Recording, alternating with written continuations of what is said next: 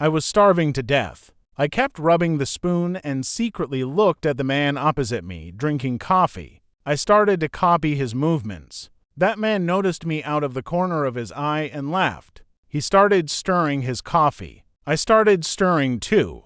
He probably felt sorry for me. I had been wandering for 3 months already. Every day I rummaged through garbage bins. The man took me to the police. He wanted to help me find my family, but I was too young. I couldn't explain anything properly. The police asked where my home was. I only remembered the name of a village, but they couldn't find this village at all. Then they asked about my mother. I said she was no longer here. The police officers were very saddened. They took my photo and put up missing person posters. Then they sent me to an orphanage. There were no problems with food and drink there, and there was a bed at night. But I lost my freedom. If no one adopted me, I would have to stay there forever. One day, a staff member called me over and said that someone wanted to adopt me. The missing person posters had yielded no results anyway. I agreed. The administrator escorted me to the airplane. It was my first flight.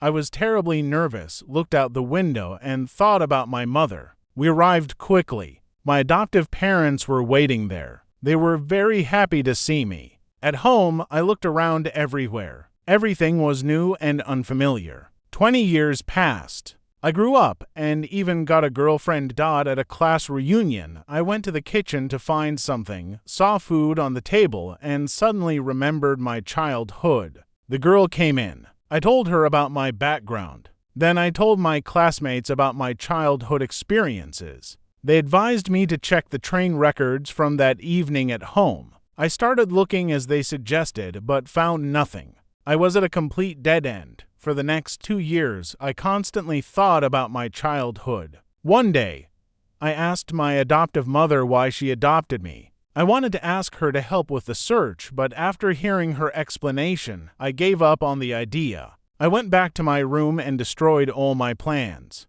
I was sitting on the sofa, deep in thought. Casually, I opened my computer and was navigating on a map. Suddenly, I saw a particularly familiar place. This stirred up memories. I started checking the streets below and quickly found the train station from my childhood. I was incredibly excited.